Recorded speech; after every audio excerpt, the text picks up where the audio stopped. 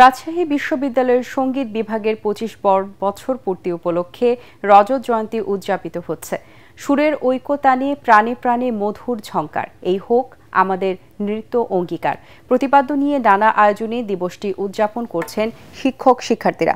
সকালে বিশ্ববিদ্যালয় ক্যাম্পাসে আনুষ্ঠানিকভাবে অনুষ্ঠান উদ্বোধন করেন রাজশাহী বিশ্ববিদ্যালয়ের উপাচার্য প্রফেসর ডক্টর সালেহ হাসান নকিব, উপ উপাচার্য প্রফেসর ডক্টর মাইনুদ্দিন, উপ উপাচার্য প্রফেসর ডক্টর ফরিদ উদ্দিন খান ও সঙ্গীত বিভাগের সভাপতি প্রফেসর ডক্টর সঞ্জিতা মুইত সহ ছাত্র ছাত্রীরা এ সময় উপস্থিত ছিলেন।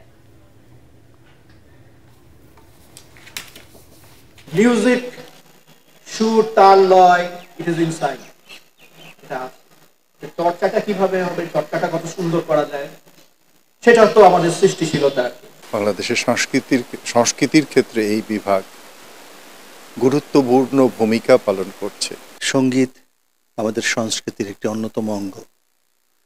যে কোনো দেশের তার মান সম্মান বা তার আভিজাত্য নির্ভর করে তার সংস্কৃতির উপর, যার অন্যতম অংশ সঙ্গীত।